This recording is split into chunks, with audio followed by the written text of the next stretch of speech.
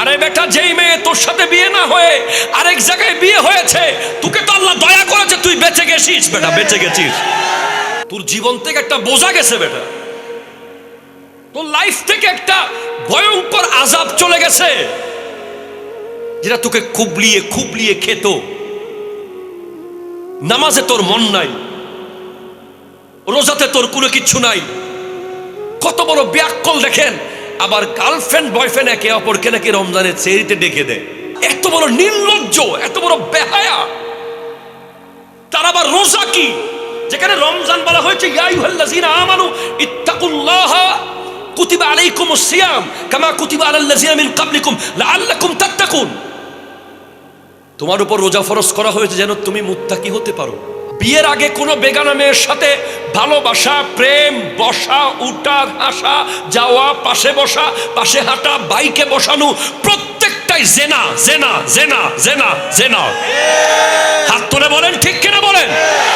সে তো জিনার ভিতরে ডুবে আছে ভাই। ওয়াল্লাহ, আপনি পৃথিবীর কোন আলেম নিয়ে আসবেন আনেন আমার সামনে, একটা মেয়ের সাথে আপনার বিয়ের আগে প্রতিদিন কথা হয়, দেখা হয়, খেতে বসেন, সাক্ষাৎ করেন, মেসেজ করেন, ওটা যে জেনা নয়, এই ফতোয়া যদি পৃথিবীর কোনো আলেম দিতে পারে আমি ওয়াজ করব না। জেনার অনেক প্রকার আছে।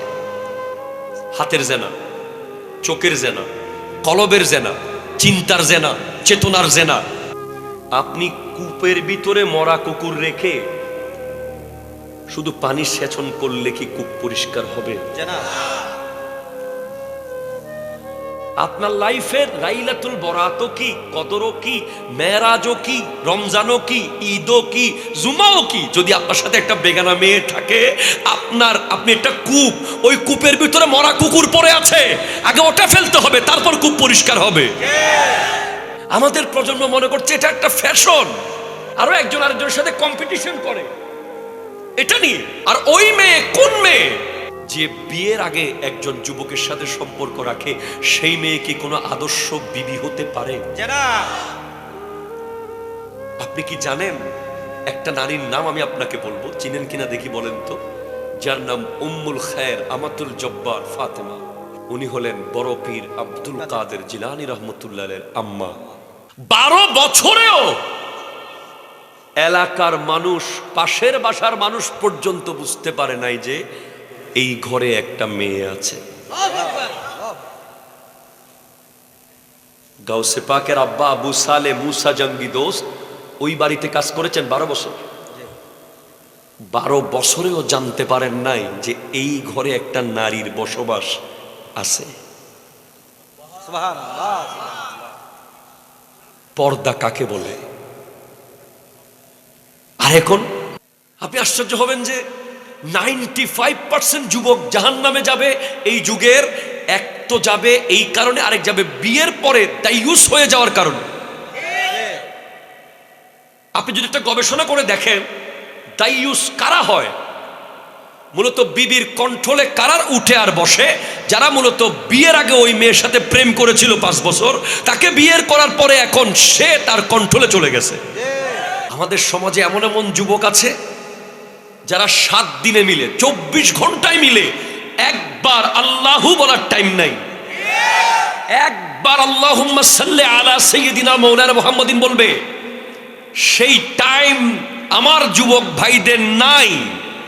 এত ব্যস্ত কে, কেন? সে হয়তো R15 ব্যস্ত, অথবা iPhone 17 ব্যস্ত, অথবা সে টিকটকে ব্যস্ত, অথবা ফেসবুকে, অথবা অনলাইন জুয়াতে, এমন ভাবে তার চারপাশে কিলবিল কিলবিল করছে সবকিছু, সে ওই বর্ডার ক্রস করে বের হয়ে কোরআন পড়ার টাইমই পাচ্ছে না। এই জন্য সূরা মাইদার 51 নম্বর আয়াতে আল্লাহ স্পষ্ট বলেছেন, ইয়া আইয়ুহাল্লাযীনা আমানু, ওহে ঈমানদার, আল্লাহ সবচেয়ে বেশি সিনসিয়ার, সিরিয়াস, কেয়ারিং ঈমানদারদের ব্যাপারে। আল্লাহু আকবার জোরে বলবেন না আপনি? আল্লাহ সবচেয়ে বেশি কেয়ারিং কাদের ব্যাপারে? আল্লাহর বান্দা আছে না, ওরাও তো বান্দা, মুনাফিকরাও বান্দা। ইমানদাররাও বান্দা, কিন্তু আল্লাহ ইমানদারদের ব্যাপারে বারবার কোরআনে ইয়া আইয়ুহাল্লাযীনা আমানু ইয়া আইয়ুহাল্লাযীনা আমানু ইয়া আইয়ুহাল্লাযীনা আমানু ইয়া আইয়ুহাল্লাযীনা আমানু প্রতি পাতায় পাতায় সতর্ক করছে। কারণ ঈমান আনাটা সহজ কাজ না। তুই এই দুঃসাধ্য কাজ যখন করেই ফেলেছিস, তুই এখান থেকে যেন পিছলা খেয়ে আসার খেয়ে পড়ে না যাস। কেউ যদি বলে তারাবির নামাজ 8 রাকাত, তাহলে কেমনটা লাগে?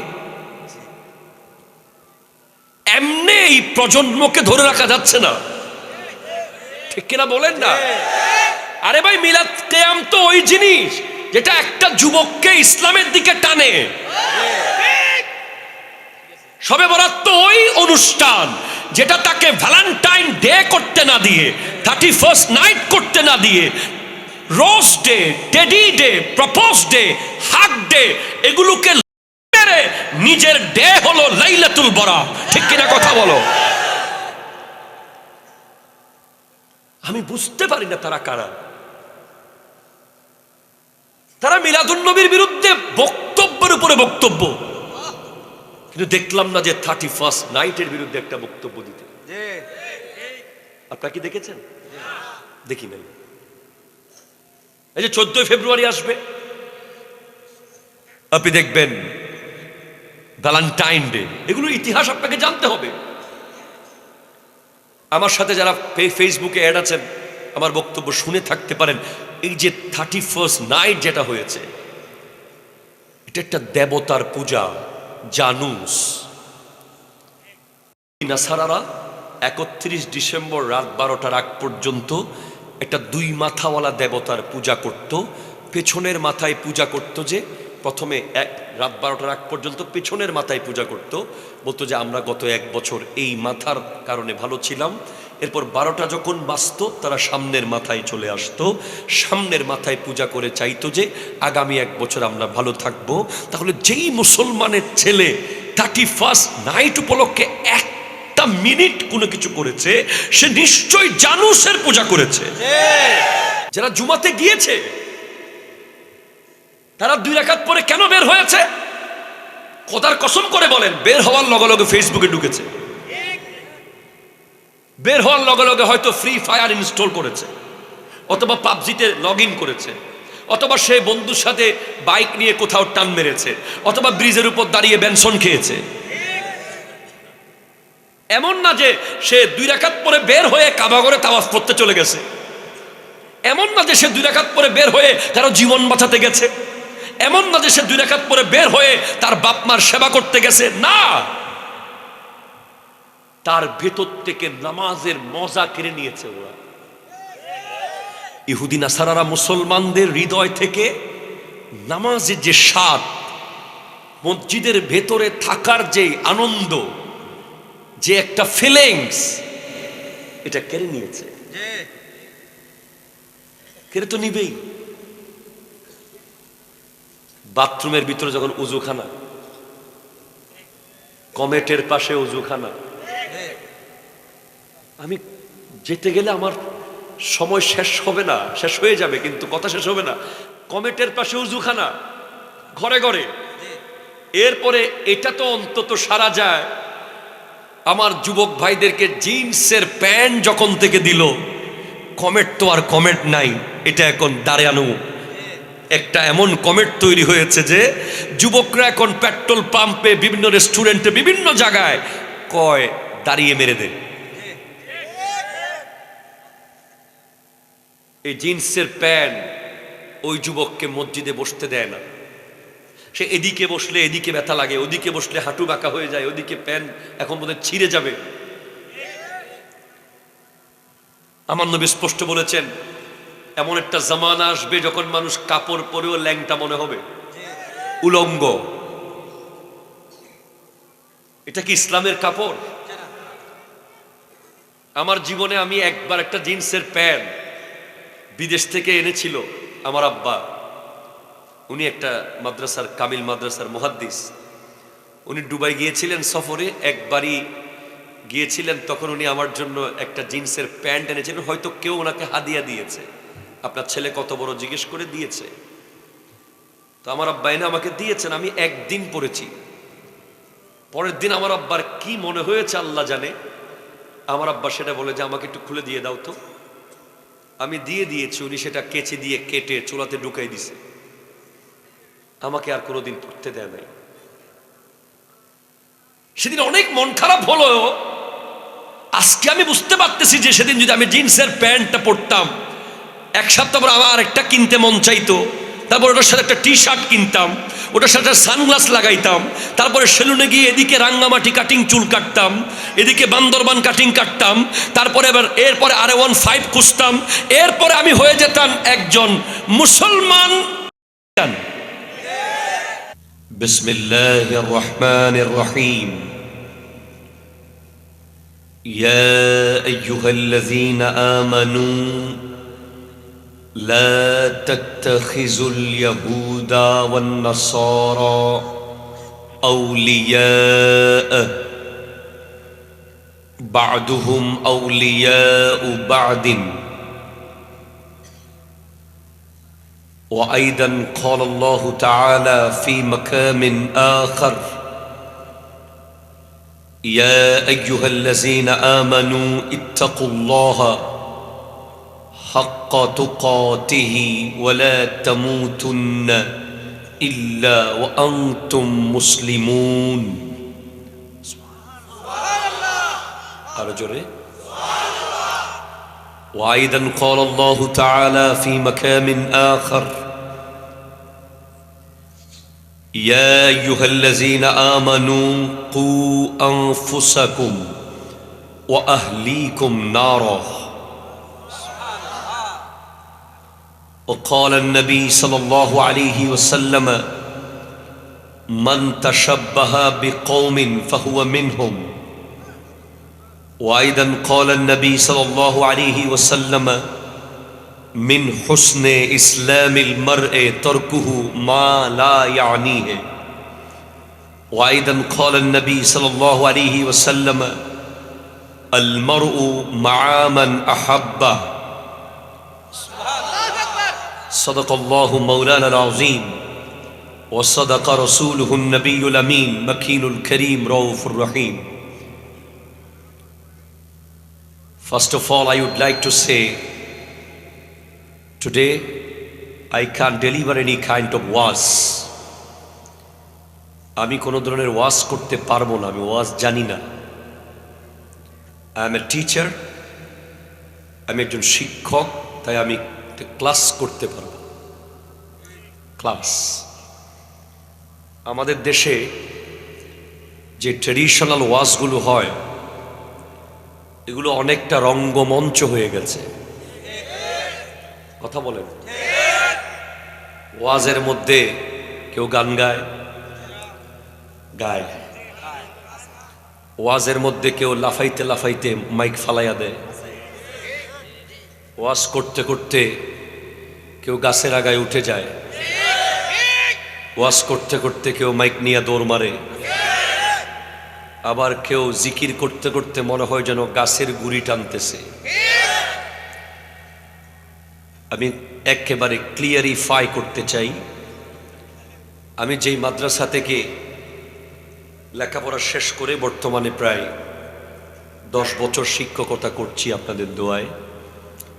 It's one of the biggest Islamic research center in whole Asia. 10,500 ছাত্র আছে আমাদের মাদ্রাসায়, শিক্ষক আছে প্রায় 200-র কাছাকাছি। সুতরাং আমি দায়িত্ব নিয়ে বলছি যে যারা ওয়াজের নামে হাসায়, নাচে, যারা ওরসের নামে নারী পুরুষের অবাধ মেলামেশাকে অনুমতি দিয়ে দেয়, যারা জিকিরের নামে স্টেজে নাচ মারে, এই ধরনের ভণ্ডদের সাথে আমাদের কোনো সম্পর্ক নাই। আপনারা চুনকে আর দইকে এক করবেন না। দুইটা দেখতে সাদা মনে হলেও চুন চুন, দই দই, এটা আপনাকে বুঝতে হবে। আজকে যে বক্তব্য আমি দেওয়ার জন্য নিয়ত করেছি, আসার পর থেকে এনভায়রনমেন্ট, যুবকদের বিভিন্ন বিষয়, আপনাদের পরামর্শ সব মিলিয়ে যে লেসনটা আমি তৈরি করেছি মনে মনে, এটা যদি আমি বলে মরেও যেতে পারি, চলে যাই, আমার জীবনে দুঃখ থাকবে না যে আমি একটা কথা আপনাদেরকে বলে যেতে পেরেছি। সো আমি মনে করব আমার মাইক যারা শুনছেন, রাস্তায়, মেলায়, দোকানে, বাড়িতে, প্লিজ 10 মিনিটের জন্য আসুন। আপনি বুঝতে পারবেন আপনি কোথায় আছেন, কোথায় থাকার দরকার ছিল।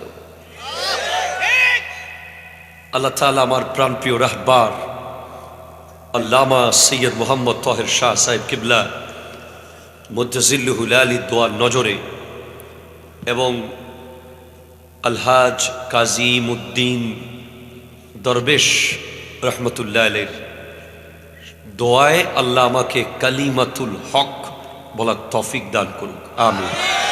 কি আপনার চোখে যত অসঙ্গতি আপনি দেখেন অ্যাজ এ মুসলিম, এই যে স্টেজ একটা কাগজ এসেছে আমার কাছে, হুজুর হারাম রিলেশন নিয়ে কিছু বলবেন, এইভাবে যা কিছু আপনি দেখছেন আমাদের চারপাশে, মনে রাখবেন যে একটা জাতিকে, একটা দেশকে, একটা সমাজকে ধ্বংস করার জন্য সর্বপ্রথম যদি কেউ তাদের কালচার ধ্বংস করতে পারে, তাদের সংস্কৃতিকে ধ্বংস করতে পারে, তাদের তাহজিব, তামাদ্দুন, চিন্তা, চেতনা, এটাকে যদি কেউ ধ্বংস করতে পারে, তখন ওই জাতি অটোমেটিক ধ্বংস হয়ে যায়। আপনি দেখেন আজকে ইরাক, পাকিস্তান, এই 4টা দেশ আমি আপনার সামনে আনলাম। সারাক্ষণ নাসারারা লেগে আছে কিভাবে সেই দেশগুলো ধ্বংস করে দেওয়া যায়। কেন? তার কারণ হলো যে তারা হাজার চেষ্টা করেও ওই দেশগুলোর ভিতরে তাদের কালচার ঢুকাইতে পারতেছে না। এর ভিতরে আমেরিকা কিন্তু তার কালচার ঢুকাতে পারে নাই, ইরাকের ভিতরে পারে নাই, পারে নাই, পাকিস্তানে পারছে না।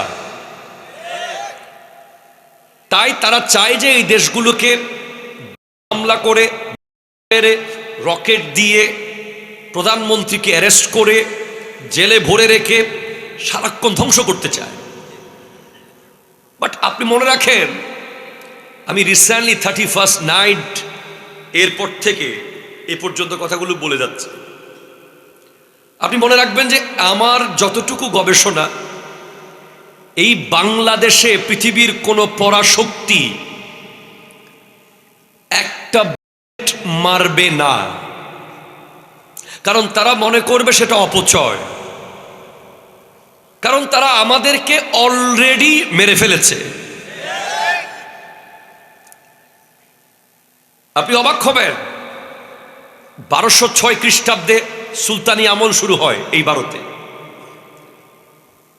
প্রথম সুলতান মামলুক বংশের, যার নাম কুতুবউদ্দিন আইবাক। সর্বশেষ সুলতানি আমলের রাজা ছিল ইব্রাহিম লুদি, মুসলমান। 1526 খ্রিস্টাব্দে তার থেকে ক্ষমতা নিয়ে নেয় মুঘল আমলের প্রথম সম্রাট বাবর।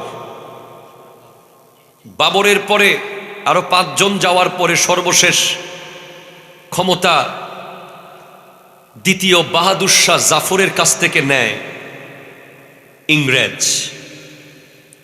এটা হলো 1757 সিপাহী বিদ্রোহের মাধ্যমে।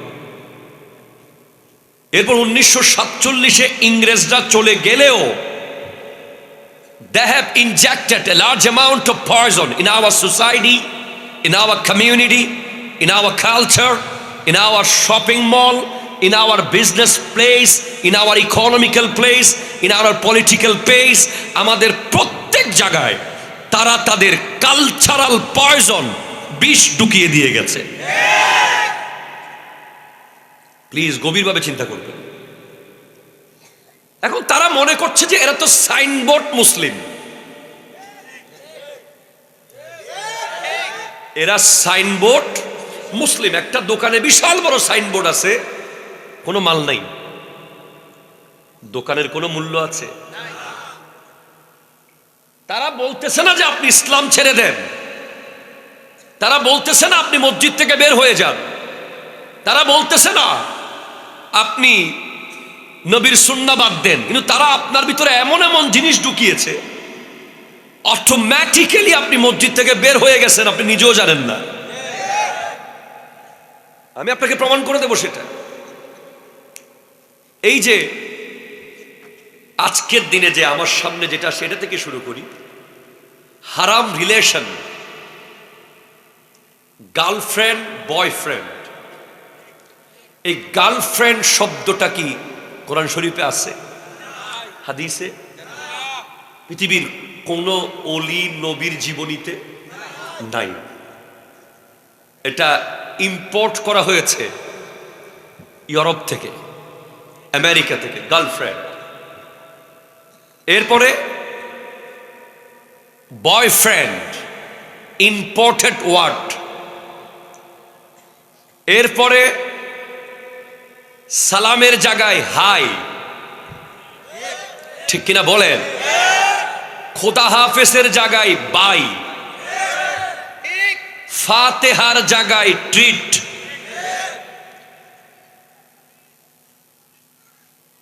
মুবারকবাদ, শুকরান, জাযাকাল্লাহ, এটার জায়গায় থ্যাংক ইউ, ঠিক কিনা বলেন?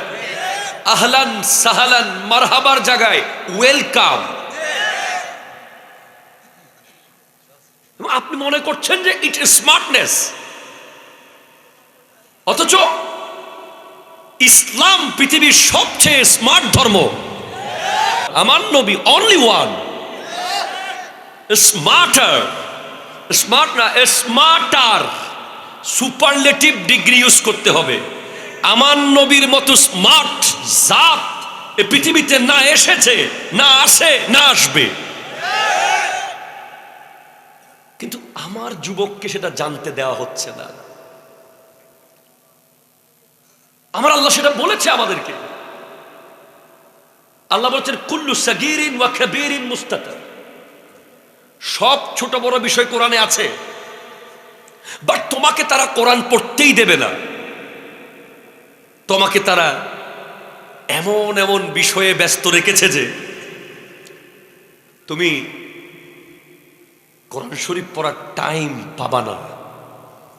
আমাদের সমাজে এমন এমন যুবক আছে যারা 7 দিনে মিলে 24 ঘন্টায় মিলে একবার আল্লাহু বলার টাইম নাই, একবার আল্লাহুম্মা সাল্লি আলা সাইয়্যিদিনা মাওলানা মুহাম্মাদিন বলবে, সেই টাইম আমার যুবক ভাইদের নাই। এত ব্যস্ত কে? কেন? সে হয়তো R15 ব্যস্ত, অথবা আইফোন 17 ব্যস্ত, অথবা সে টিকটকে ব্যস্ত, অথবা ফেসবুকে, অথবা অনলাইন জুয়াতে। এমন ভাবে তার চারপাশে খিলবিল করছে সবকিছু, সে ওই বর্ডার ক্রস করে বের হয়ে কোরআন পড়ার টাইমই পাচ্ছে না। এই জন্য সূরা মাইদার 51 নম্বর আয়াতে আল্লাহ স্পষ্ট বলেছেন, ইয়া আইয়ুহাল্লাযীনা আমানু, ও হে ঈমানদার। আল্লাহ সবচেয়ে বেশি সিনসিয়ার, সিরিয়াস, কেয়ারিং ঈমানদারদের ব্যাপারে। আল্লাহু আকবার, জোরে বলবেন না আপনি? আল্লাহ সবচেয়ে বেশি কেয়ারিং কাদের ব্যাপারে? আল্লাহর বান্দা আছে না, রাও তো বান্দা, মুনাফিকরাও বান্দা, ঈমানদাররাও বান্দা। কিন্তু আল্লাহ ঈমানদারদের ব্যাপারে বারবার কোরআনে ইয়া আইয়ুহাল্লাযীনা আমানু, ইয়া আইয়ুহাল্লাযীনা আমানু, ইয়া আইয়ুহাল্লাযীনা আমানু, ইয়া আইয়ুহাল্লাযীনা আমানু প্রতি পাতায় পাতায় সতর্ক করছে। কারণ ঈমান আনাটা সহজ কাজ না। তুই এই দুঃসাধ্য কাজ যখন করেই ফেলেছিস, তুই এখান থেকে যেন পিছলা খেয়ে আসার খেয়ে পড়ে না যাস।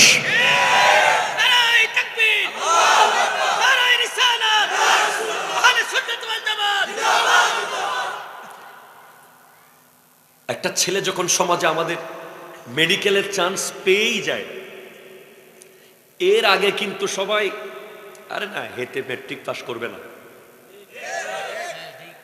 করি ফেলাইছে কয় ইন্টার পাস জিন্দেগি তো করবে না, করি ফেলাইছে কয় এত মেডিকেলের চান্স পাইছে কি কস না না আমাদের সন্তান। আমি জানতাম ওরা ওরা বলতেছে আমি জানতাম সে পারবে, তাকে দিয়ে হবে। এই তোমার টাকা পয়সা লাগলে বলিও, আমরা আছি না তোমার সাথে, সবাই মিলে তাকে তুলে দাও। ইমানদার যখন ইমানদার ছিল না তখন সে তো হিসাবেই নাই, সে খাবে আর ঘুমাবে, তাকে নিয়ে এত চিন্তার কি? সে তো আল্লাহর সাথে তার কানেকশনটা ওই জায়গায় নাই। কিন্তু ইমানদার যখন ইমানদার হয়েছে, সে কতগুলো স্টেজ পার করে ইমানদার হয়েছে। একটা একটা স্টেজ আপনি অবাক হবেন, যদি ওই স্টেজগুলো আপনার সাথে না মিলে তাহলে আপনি এগুলো তাড়াতাড়ি রিকভার করে নেবেন, নাহলে আপনি ইমানদার দাবি করতে পারবেন না। ইন্নামাল মুমিনুনা আল্লাযীনা ইযা যুকিরাল্লাহু ওয়াজিলাত কুলুবুহুম, মুমিন তো সে যে আল্লাহর জিকির শুনলেই তার দিল আল্লাহর ভয়ে কেঁপে ওঠে। ওয়া ইযা তুলিয়াত আলাইহিম আয়াতুহু যাদাতহুম ঈমানা, তার সামনে আল্লাহর জিকির করলে, কোরআনের তিলাওয়াত করলে তার ভিতরে যদি একটা ঈমানি শক্তি বাড়ে, একটা আসর হয়, তখন সে ঈমানদার। ওয়া আলা রাব্বিহিম ইয়াতাওয়াক্কালুন, সে যদি সম্পূর্ণ আল্লাহর উপরে তাওয়াক্কুল রাখতে পারে, যা হবে আল্লাহ দেখবে, সেই ঈমানদার। আরো অনেকগুলো হাজার হাজার হাজার হাজার বাধা পেরিয়ে আমরা ঈমানদার। তবে আমাদের প্রজন্ম কিছুই কষ্ট করে নাই, বাই বর্ন ঈমানদার, জন্মগত ঈমানদার, ঠিক কিনা বলো না? এজন্য আমাদের কারো বাবা যদি এক করা জায়গাও দিয়ে না যায়, আমাদের মাথার উপরে যদি একটা চালও দিয়ে না যায়, আমাদেরকে যদি কিচ্ছু দিয়ে না যায়, এরপরও বাপ কিছু করে নাই বলার সুযোগ নাই। কারণ বাপ দুনিয়াতে এনে দিয়েছে, ঈমানদার হিসেবে এনে দিয়েছে, আর বাপ এনেছে বলে, মা এনেছে বলে আখিরি নবীর উম্মত হওয়ার সৌভাগ্য অর্জন করেছে। এটা মাথায় রাখবেন। যাক, ইয়া আইয়ুহাল্লাযীনা আমানু, আল্লাহ কত সুন্দর করে ডাকে, ইয়া, আমরা ডাকি এই এদিকে আয়, এই ফলা, এই, এভাবে। আল্লাহ চাইলে এই বলে ডাকতে পারতেন, আল্লাহ কতগুলো শব্দ ব্যবহার করেছেন, ইয়া আইয়ুহাল্লাযীনা আমানু। ওহে ঈমানদার, লা তাত্তাখিযুল ইয়াহুদা ওয়ান নাসারা আউলিয়া, আর নাসারাকে বন্ধু বানাবে না। কথা বলো, কথা বলো, কথা বলো। আল্লাহ কেন বানাবো না? তারা তো আমাদেরকে কত কিছু দেয়, আইফোন তাদের, বাইক তাদের, ওয়াইফাই তাদের, ক্যালেন্ডার তাদের, জানুয়ারি তাদের, ফেব্রুয়ারি তাদের, মার্চ তাদের, আমাদের জীবনের সবকিছুই তো তাদের। নারে বোকা, আল্লাহ বলছেন বাদুহুম আউলিয়াউ বাদিন, তোকে টিস্যুর মতো ব্যবহার করে ফেলে দেবে, মূলত তারাই তাদের বন্ধু, ঠিক কিনা বলেন না? তারাই তাদের বন্ধু, তারাই তাদের বন্ধু। তারা তোমার থেকে তেল নিয়ে যাবে। ভেনেজুয়েলার প্রেসিডেন্ট নিকোলাস মাদুরো, তাকে নিয়ে গেছে কেন? তেলের জন্য। কয়দিন পরে দেখবেন যে প্রিন্স মোহাম্মদ বিন সালমান কেউ নিয়ে যেতে পারে, কোনো ঠিক নাই। তারা বর্ষির মতো আদার দেয়, মাছটা ধরে ফেলতে পারলেই চলে যায়। তারা এখনকার বাটপার না, তারা আমার নবীর সাথেও বহু বাটপারি করেছে মদিনা শরীফে। তারা মুনাফিক, তারা আব্দুল্লাহ ইবনে উবাইয়ের বংশধর। কথা বলেন না ঠিক কিনা? তারা আমাদের বন্ধু নয়, বন্ধু নয়, বন্ধু নয়, বন্ধু নয়। এটা আপনার ব্রেনে সেট করে নেন। বাদুহুম আউলিয়াউ বাদিন ওয়ামান তাওয়াল্লাহুম ফাইন্নাহু মিনকুম। আহা, আল্লাহ কি সুন্দর করে বললেন। বলে এটা বলার পরেও তোমরা যারা তাদের বন্ধুত্ব ধরে রাখবে তাদেরকে আমি আল্লাহ ছেড়ে দেব। আমি ছেড়ে দেব, তারা তাদের হয়ে যাবে, তারা তাদের হয়ে যাক। তাদের এক পা ইসলামে আর এক পা ভিতরে, অর্ধেক মুসলিম আর অর্ধেক কাফের, অর্ধেক মুসলিম অর্ধেক, অর্ধেক মুসলিম অর্ধেক। এমনটার নাম ইসলাম নয়। উদখুলু ফিস সিলমে কাফা, তুমি ইসলামের ভিতরে পরিপূর্ণভাবে ঢুকে যাও। আই এম সো সরি, আমার বক্তব্য আজকে আমাকে যারা দাওয়াত দিয়েছেন তাদের অনেকের গায়েও পড়ে যেতে পারে। এজন্য I am so sorry, because I don't care. কারণ আমি আগামী বছর যে মাহফিলে আসবো এই আশায় কোনোদিন মাহফিলে আসি না। আমার পক্ষে এখন মাহফিল করা খুবই কঠিন। আমি আমার পিএসকে বলেছি যে তুমি আগামী বছর মিনিমাম সপ্তাহে 3 দিন গ্যাপ না দিলে মাহফিল তুমি করবা, আমি করব না। কারণ আই এম এ টিচার, আমাকে পড়াতে হয়, অনেক কঠিন কিতাব পড়াতে হয়। হুজুররা জানেন, নুরুল আনোয়ারের মতো কিতাব, কাফিয়ার মতো কিতাব, এগুলো পড়ায় ওয়াজ করে বেড়ানো সমাজটা। তারপর আসি, কারণ আমরা যখন দূর থেকে দেখি যে একটা দল আলেম ওলামাদের কে অ্যাভয়েড করে ইলমবিহীন সমাজে আজগবি কথা বলে বেড়াচ্ছে, ফাদাল্লু ওয়া আদাল্লু ফাফতু বেগাইরে ইলমিন, যারা ইলমবিহীন ফতোয়া দিয়ে যাচ্ছে। এবং আমার প্রজন্ম বুঝতে পারছে না। আমার প্রজন্ম সোয়াবিন তেল কোনটা খাঁটি এটা বুঝে, ঠিক কিনা বলো না? কিন্তু আমার প্রজন্ম আলেম কোনটা খাঁটি এটা বুঝে না।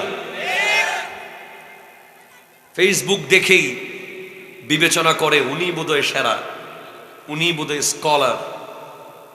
এই কারণে একটা প্রজন্ম কমপ্লিট চলে যাচ্ছে ভণ্ডামির দিকে, আরেকটা প্রজন্ম যাচ্ছে অতি আপডেট মুসলিম, যাদের লাইফে সবে বরাতও নাই, সবে মেরাজও নাই, দোয়া মোনাজাতও নাই, তারাবির নামাজও নাই, শুধু নাইয়ের উপরে চলে যাচ্ছে। কয় এগুলো সব বেদাত বেদাত বেদাত। ঠিক কিনা? কথা জোরে বলেন না।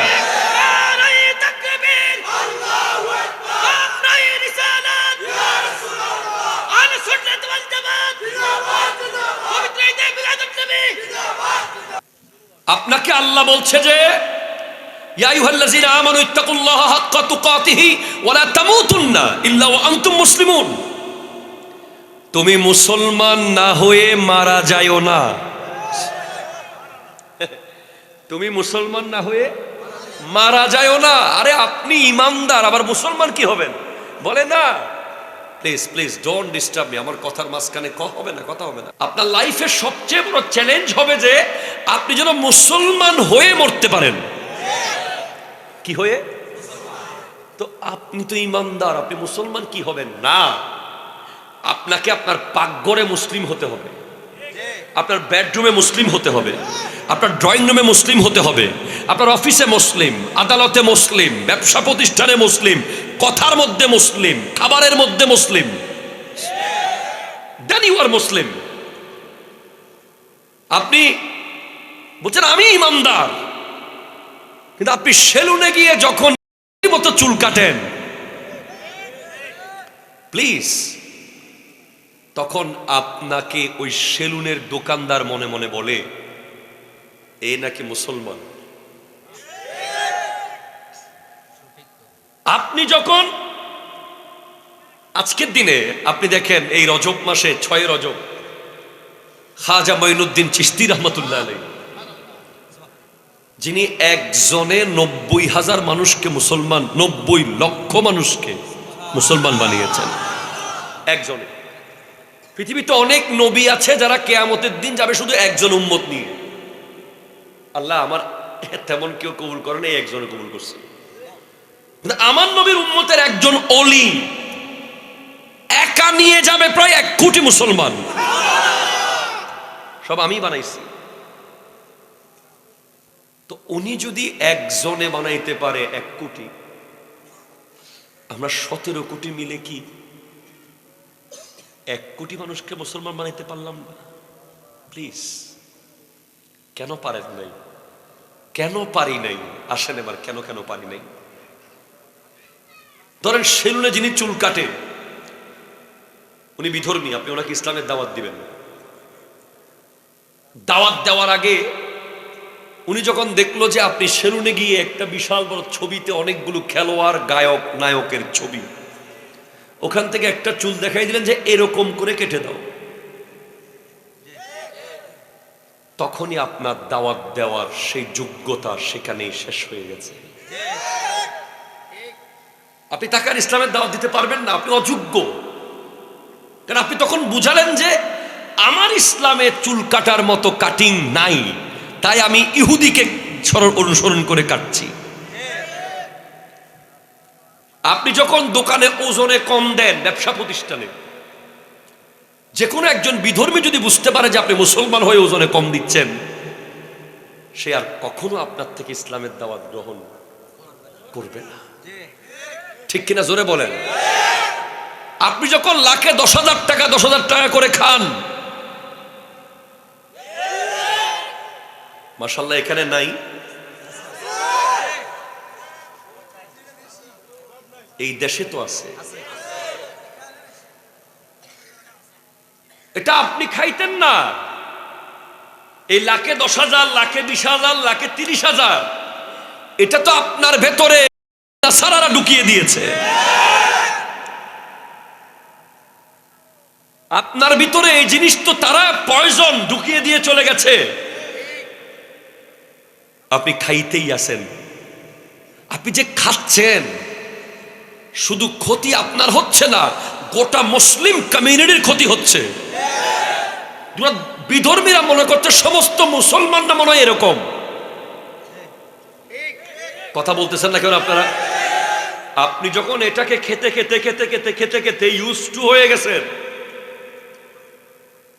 একজন বিধর্মী যখন বুঝতে পারতেছে যে আপনি রাত দিন এগুলোই খান, তখন অটোমেটিক একজন বিধর্মী কোনোদিন আপনার দাওয়াত আর কবুল করবে না। সে বুঝতে পারবে যে ইসলাম মানে তো মনে হয় লাখে 10,000 তাইলে। নাউজুবিল্লাহ জোরে বলেন না।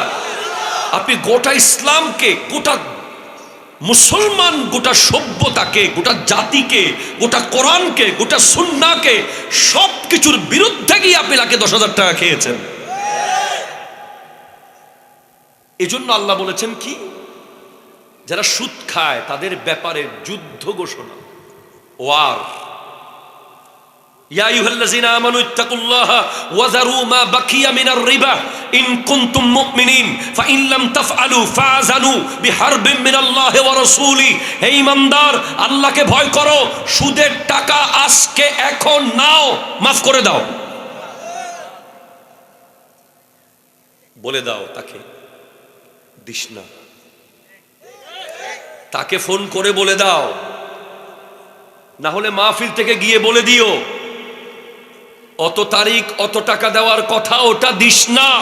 খোদা কি কসম, তুমি যদি সেটা না করো, ফাইন লাম তাফআলু ফাযানু বিহারবিন মিনাল্লাহি ওয়া রাসূলি, তোমার সাথে নামবে আল্লাহ এবং রাসূল।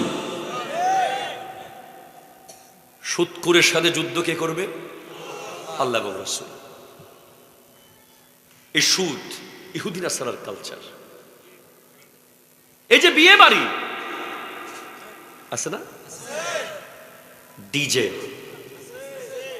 লা হাওলা ওয়ালা কুওয়াতা ইল্লা বিল্লাহ, আস্তাগফিরুল্লাহ রাব্বি মিন কুল্লি যামবি। আল্লাহ আমাদেরকে গজব থেকে রক্ষা করুন, আল্লাহ আমাদেরকে বাঁচাক।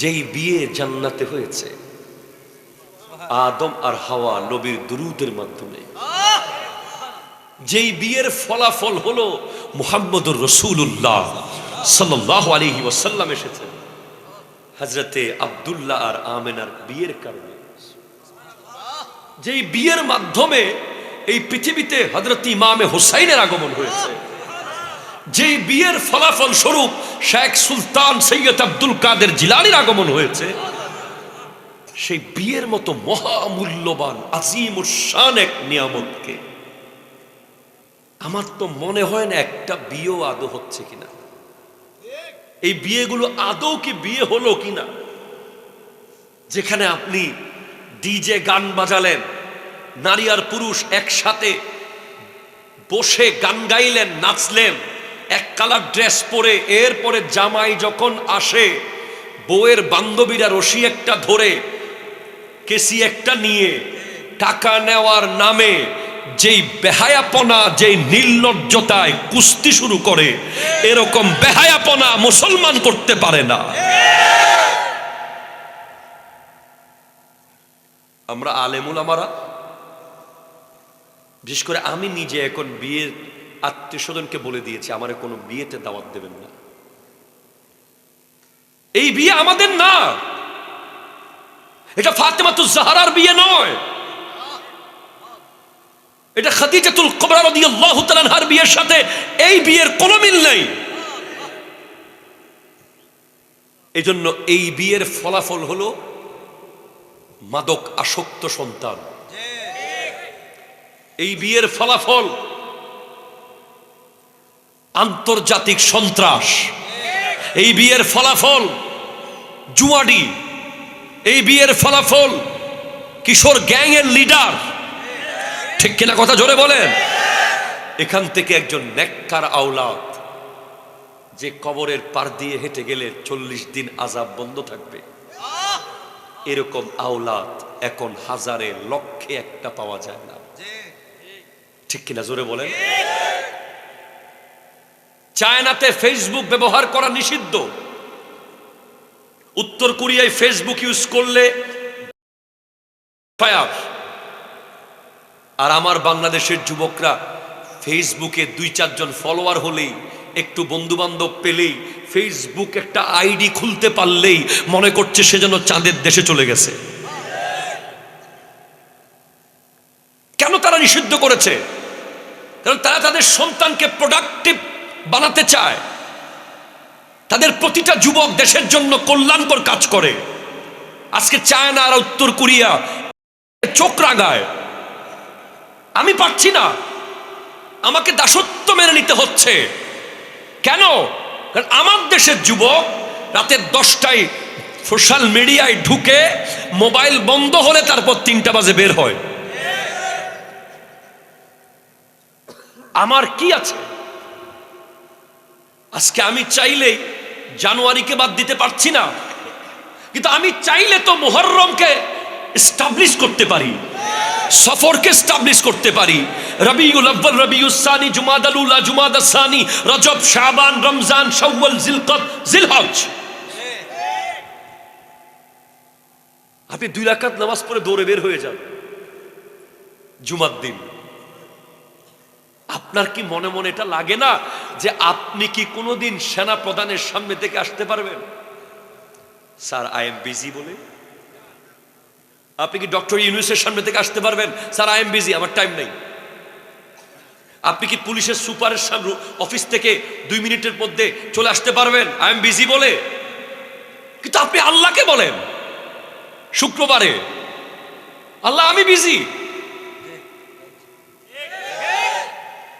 এটা কে তাহলে? কিভাবে আপনি এই কথা বললেন?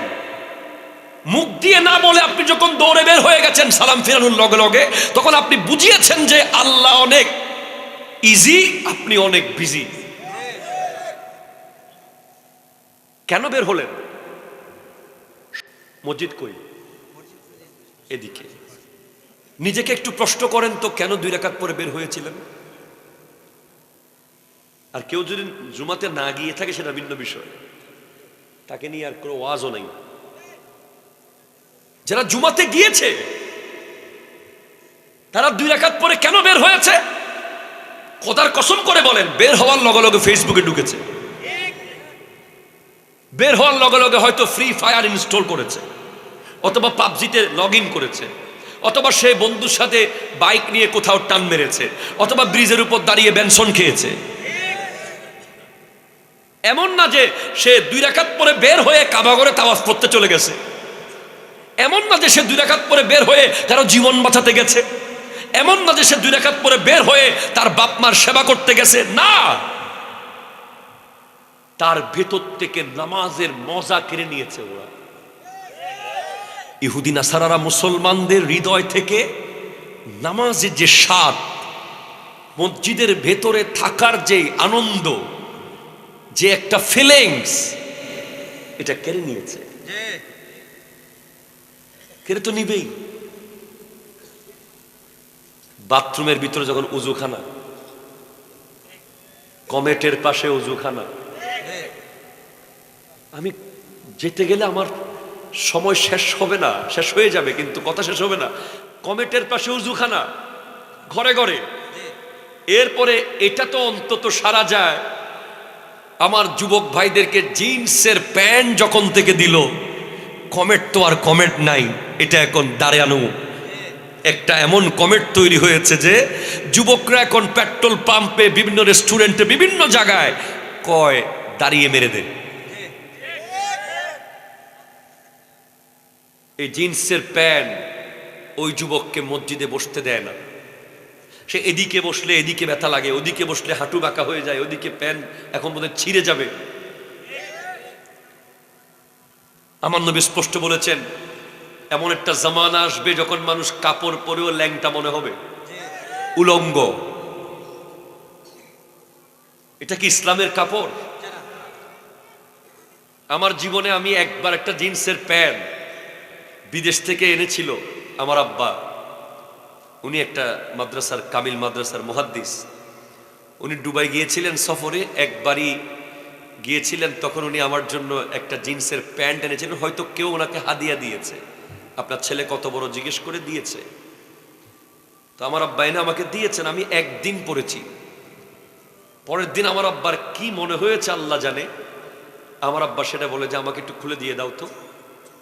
আমি দিয়ে দিয়েছি, উনি সেটা কেচে দিয়ে কেটে চুলাতে ঢুকাই দিছে, আমাকে আর কোনোদিন পড়তে দেয় নাই। সেদিন অনেক মন খারাপ হলো। আজকে আমি বুঝতে পারতেছি যে সেদিন যদি আমি জিন্সের প্যান্টটা পরতাম, 1 সপ্তাহ পর আবার একটা কিনতে মন চাইতো, তারপর ওটার সাথে একটা টি শার্ট কিনতাম, ওটার সাথে সানগ্লাস লাগাইতাম, তারপরে সেলুনে গিয়ে এদিকে রাঙ্গামাটি কাটিং চুল কাটতাম, এদিকে বান্দরবান কাটিং কাটতাম, তারপরে এরপরে R15 খুঁজতাম, এরপরে আমি হয়ে যেতাম একজন মুসলমান।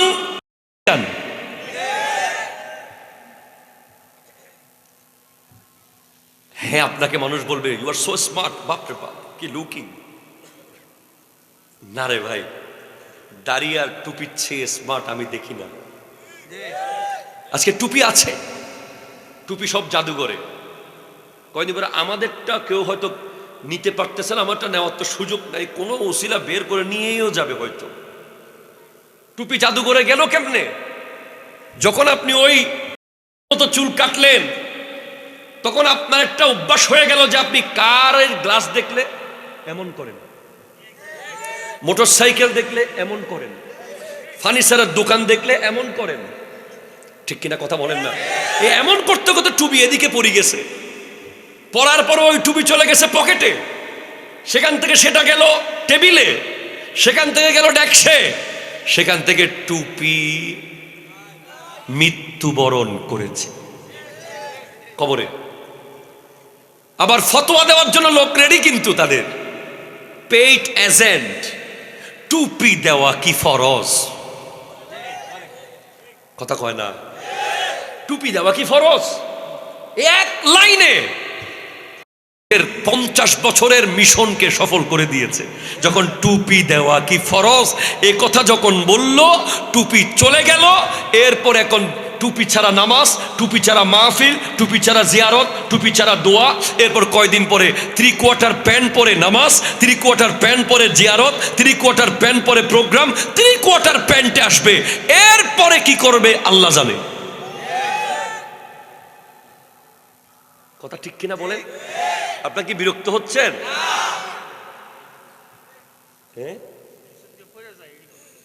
হ্যাঁ, এই তো আরেকটা শিখে দিছে। আর জিন্সের প্যান্ট যেটা পরে ওটা একেবারে বর্ডারে। রুকুতে গেলে দোকান পাট সব দেখা যায়। নাউজুবিল্লাহ, জোরে বলেন না। অনেক সময় বুড়া মানুষরা তুলে দেয়, এই প্যান্ট তুল, তোর পাশা দেখবো না, নামাজ পড়বো। এগুলো হাসার বিষয় না, এগুলো হচ্ছে কান্নার বিষয়। আমাদেরকে দিয়ে মেরে ফেললে মরে যেতাম, কিন্তু কালচার যখন মেরেছে, সংস্কৃতিকে যখন মেরে দিয়েছে, ইসলামের নিজস্বতাকে মেরে দিয়েছে, ইসলামের নিজস্ব যে জিনিসগুলো ছিল, নবীজির যে সুন্নাত, কথার, খাবারের, উঠার, বসার, যে ইসলামের ব্যাপারগুলো সাহাবারা যেগুলো করে গেছে, ওগুলোকে যখন মেরে দিয়েছে, আমাদেরকে আর মারতে হবে না, আমরা এমনিই মরে গেছি। এই জন্য আপনি বাসায় গিয়ে কাগজ কলম নেন, লেখেন আপনার ঘরে কোন কোন জিনিসটা ঈদের কালচার প্রবেশ করেছে, আপনাকে লিখতে হবে।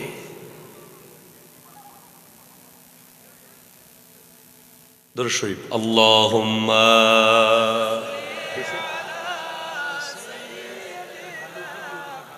যদি বলে ওরস করা বেদাত, কেউ যদি বলে তারাবির নামাজ 8 রাকাত, তাহলে কেমনটা লাগে? এমনি এই প্রজন্মকে ধরে রাখা যাচ্ছে না, ঠিক কিনা বলেন না? আরে ভাই, মিলাদ কিয়াম তো ওই জিনিস যেটা একটা যুবককে ইসলামের দিকে টানে।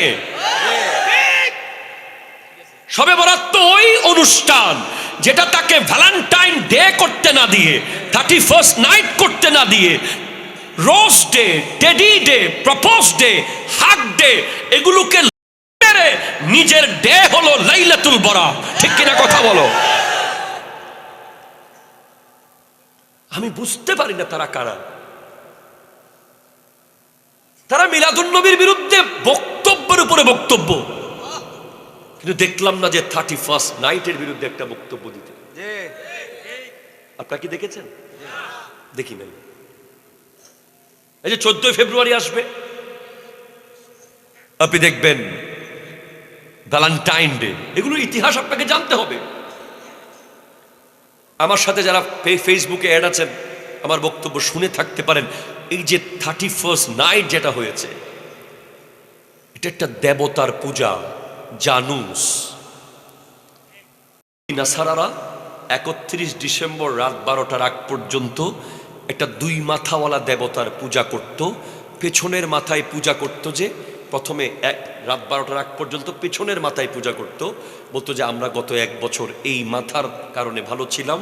এরপর 12টা যখন বাজতো, তারা সামনের মাথায় চলে আসতো, সামনের মাথায় পূজা করে চাইতো যে আগামী 1 বছর আমরা ভালো থাকবো। তাহলে যেই মুসলমানের ছেলে 31st নাইট উপলক্ষে 1টা মিনিট কোনো কিছু করেছে, সে নিশ্চয়ই জানুসের পূজা করেছে। এরপর ভ্যালেন্টাইন, সে একজন যুবক, হারাম রিলেশন করেছে। সে হারাম রিলেশন করার পরে যখন ওই মেয়ের সাথে তার শাদী হয় নাই, সে করেছে। এটা কিসের ভালোবাসা? বিয়ের আগে কোনো বেগানা মেয়ের সাথে ভালোবাসা, প্রেম, বসা, উঠা, হাসা, যাওয়া, পাশে বসা, পাশে হাঁটা, বাইকে বসানো, প্রত্যেকটাই জেনা, জেনা, জেনা, জেনা, জেনা। হাত তুলে বলেন ঠিক কিনা বলেন?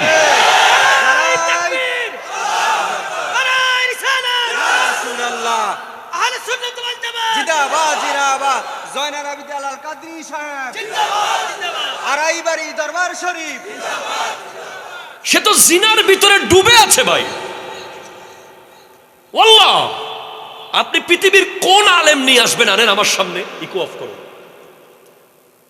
একটা মেয়ের সাথে আপনার বিয়ের আগে প্রতিদিন কথা হয়, দেখা হয়, খেতে বসেন, সাক্ষাৎ করেন, মেসেজ করেন, ওটা যে জেনা নয়, এই ফতোয়া যদি পৃথিবীর কোনো আলেম দিতে পারে, আমি ওয়াজ করব না।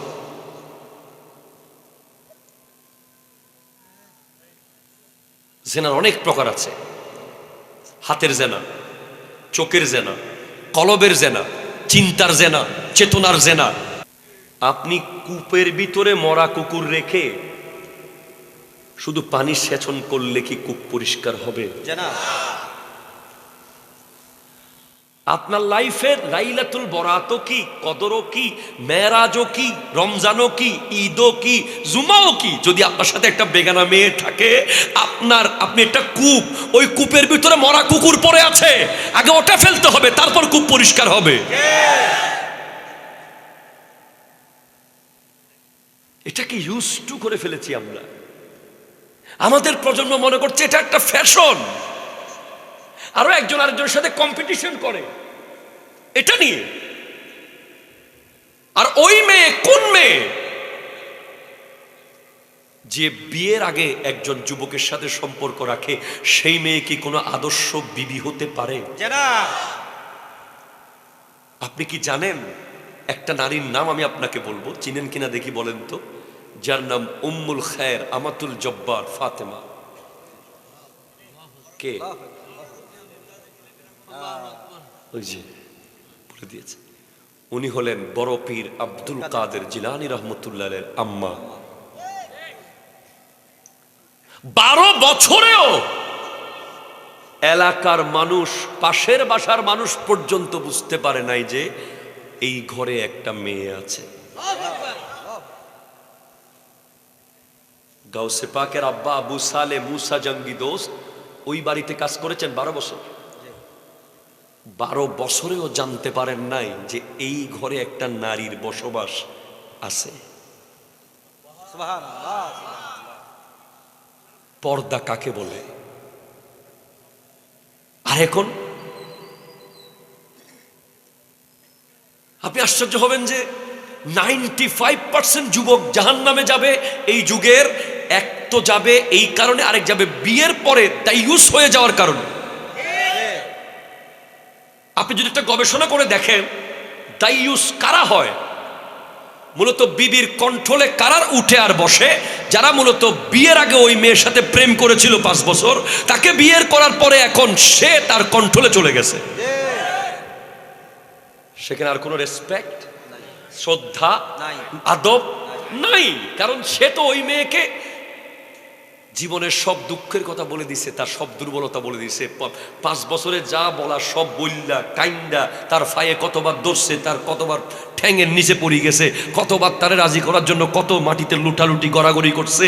সে কি আর জামাইয়ের ইজ্জতের ভিতরে আছে? সে তো হয়ে গেছে বন্ধু।